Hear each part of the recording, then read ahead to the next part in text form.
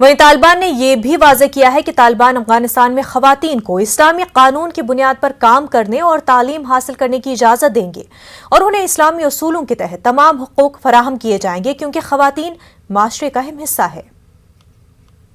शरीयत पर चौकाट के खजू ता कार और फालियत इजाज़त वर्को खजे द टोलने मुहिम अंसर दा और मुग दीते पदरनावी गुरु द टोलने पर टूल बरखो किसे मुग टोलने अर्थया वर्तलरी खजू फाल हुजूर वलरी।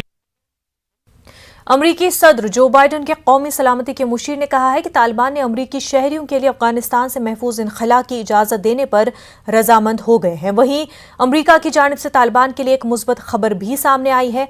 अमरीका ने वाज़ेह किया है कि अगर सब कुछ ठीक रहा तो अफगानिस्तान के साथ सिफारती ताल्लुकात बहाल रहेंगे।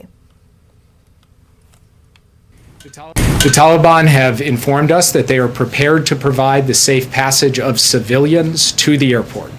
And we intend to hold them to that commitment. We believe that this can go till the 31st. We are talking to them about what the exact timetable is for how this will all play out, and with the immediate need to complete the evacuation mission, and as we deal with the broader challenges posed by the new reality in Afghanistan. We have asked them all to come to the airport to get on flights and take them home. That's what we intend to do. In terms of people being turned away, by and large, what we have found is that people have been able to get to the airport. In fact, very large numbers of people have been able to get to the airport and present themselves.